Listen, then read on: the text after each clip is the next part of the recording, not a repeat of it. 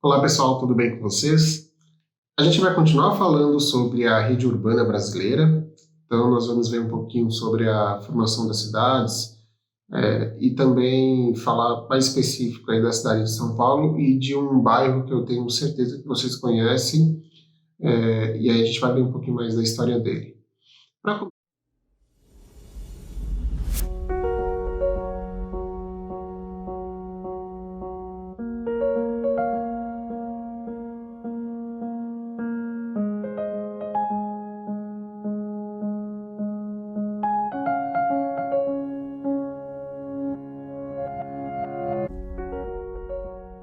Para começar, a gente precisa entender que o Brasil sempre foi, desde a sua origem, desde lá do período colonial, um país rural. Então, a sua economia era baseada desde o extrativismo até a agricultura, né? Plantação de itens para exportação para a metrópole. Então, nós tivemos alguns ciclos econômicos, a gente pode destacar o ciclo da cana-de-açúcar, o ciclo da mineração, né? O ciclo do ouro, e também o ciclo do café.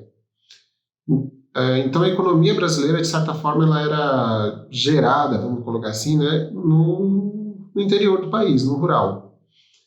Então, já existiam ali cidades, né, núcleos, centros, núcleos urbanos, mas essas cidades, elas, de certa forma, concentravam ali funcionários da coroa portuguesa, mercadores, as pessoas que, de certa forma, detinham ali o poder, né, produziam os donos das fazendas ali, os donos dos engenhos, ou até mesmo um pouquinho mais para frente ali, os donos das fazendas de café, eles estavam no interior. Então, eles se deslocavam para cidades quando tinha alguma solenidade, algum evento importante. Por mais que a cidade tivesse ali, fosse já começando a se formar uma espécie de centro de poder, as decisões ainda vinham do campo. Então até ali, né, meados do século XIX, o Brasil era um país rural. Na verdade, século XX, né, o país ainda era o Brasil ainda era um país rural. As cidades começam a se desenvolver ali no finalzinho do século XIX, e como eu falo desenvolver, assim, elas começam a crescer um pouco mais, né, começar a receber investimentos, principalmente estrangeiros. Os ingleses mesmo tiveram uma boa parcela nesses investimentos, seja na construção ali de ferrovias, né, para poder escoar a produção de café, a produção também a produção de energia elétrica, né, geração de energia elétrica e uma outra série de serviços ali que começaram a serem feitos para que essa cidade, e aí, a partir disso, essas cidades começaram a crescer, né. E aí tem alguns fatores. Então, o Brasil começa, de fato, a crescer, né, a sua população urbana no século XX. Para vocês terem uma ideia, o Brasil a população urbana só foi maior a partir da década de 70, até então o Brasil era um país rural, então a partir de 1970, que a população brasileira passa a majoritariamente viver em áreas urbanas, e isso com detalhe, tá? Somente em algumas regiões, por exemplo, na região sudeste concentrava boa parte da população. Se a gente pega aí, por exemplo, região norte, nordeste, nesse período, ainda boa parte da população vivia em áreas rurais. E aí sim, só a partir da década de 80, a partir de 1980, que essa população, né, a população como um todo, passa a ser majoritariamente urbana. Hoje, para vocês terem uma ideia, essa taxa, né, de população urbana, ela está ali em torno de 84%, segundo os dados do IBGE. Então, hoje o Brasil já é um país urbano. E aí a formação dessas cidades tem algumas peculiaridades. Então, assim como em outros países subdesenvolvidos ou de emergentes, né, as cidades elas cresceram muito rapidamente e de uma forma desordenada. Então a gente consegue ver isso claramente hoje aqui, por exemplo, na cidade de São Paulo. Um outro fator, né, desse crescimento rápido e desordenado é que a cidade ela acabou indo cada vez mais para as periferias, né, para os subúrbios. Diferente de países desenvolvidos, onde geralmente as pessoas que moram nos subúrbios, né, moram mais distante ali do centro, são pessoas que têm ali um maior poder aquisitivo. Então, pessoas que têm ali, vamos falar como ricas, né, pessoas que têm mais dinheiro, elas acabam morando nos subúrbios. Já que, por exemplo, no Brasil, nas cidades brasileiras, isso é o inverso. Então, as pessoas que têm menos condições, né, os mais pobres, acabaram indo morando nas periferias, ou seja, longe do centro, e aí, de certa forma, longe ali dos empregos, né? Então, é essa população que todo dia que acaba pegando aí, o transporte público e leva horas, né, para poder chegar no seu serviço por conta dessa distância maior do seu local de moradia para o seu local de trabalho. Um outro detalhe também, eu falei no transporte público, e não só transporte público, uma série de outros serviços, e por conta desse crescimento desordenado, essas cidades enfrentam esses problemas, né, hoje, questão do trânsito, violência, então uma série de fatores, e não só as cidades brasileiras, cidades aqui se a gente pode considerar cidades da América Latina como um todo, né, que tiveram essas características em comum, de crescimento muito rápido ali, principalmente já no século XX.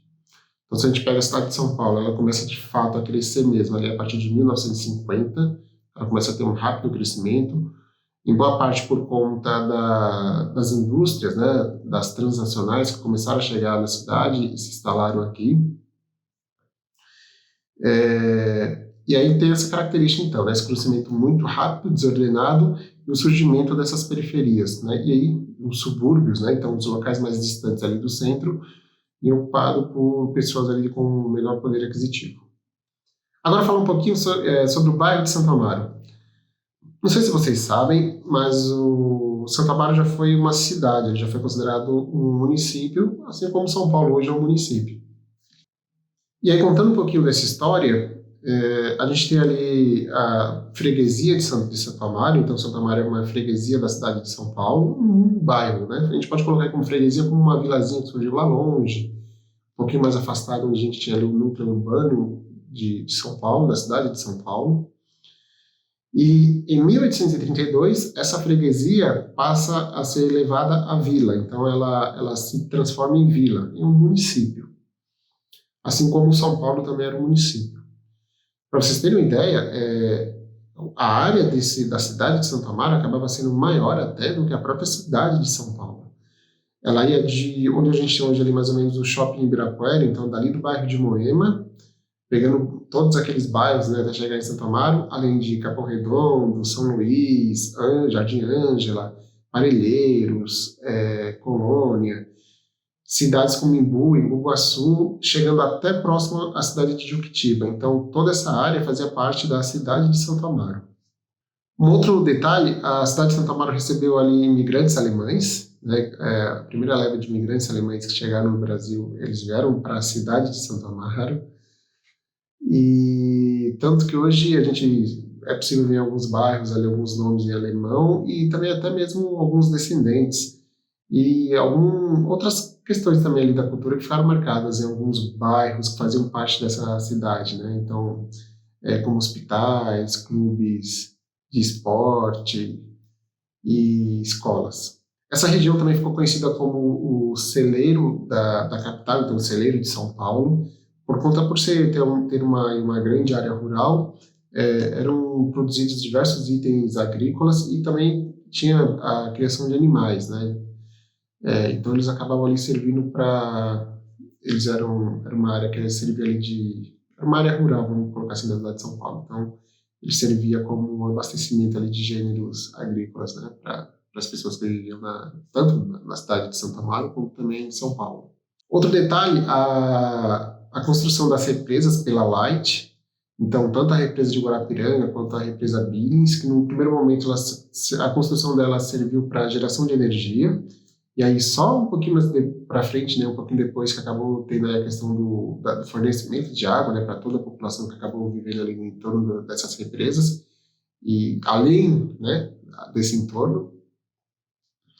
E então a gente tem a construção das represas, tem também a questão da construção de uma ferrovia que ligava a cidade de São Paulo com a cidade de Santo Amaro. Essa ferrovia era, na verdade, uma linha ali, primeiramente uma ferrovia, depois acabou se tornando uma linha de bonde. Ela tinha mais ou menos o traçado de Pache, onde tem ali a linha 1, né, azul do metrô, e passando ali próximo ao aeroporto de Congonhas, os bairros do Brooklyn, chegando até ali ao Largo 13. Em 1935, a cidade de Santo Amaro deixa de existir e passa a ser de novo um bairro, né, anexado ali à cidade de São Paulo.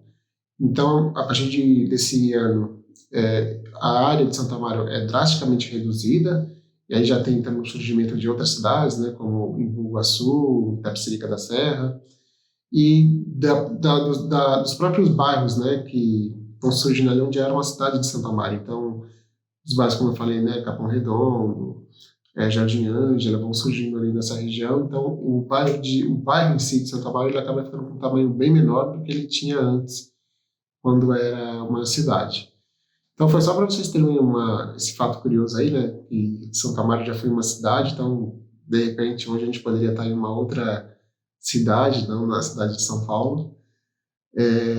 E aí, um dos detalhes, né, dessa cidade ter virado novamente um bairro, é justamente, acho que, esses fatores, né, a questão da construção ali das represas, né, o bairro tinha uma grande área que, de certa forma, era interessante para a cidade. Então, por isso que houve essa anexação, né, novamente, da cidade como um bairro. Tá bem? Por hoje é isso. Se tiverem alguma dúvida, podem deixar aí nos comentários ou manda mensagem no grupo, que a gente vai se falando por lá também. Até mais.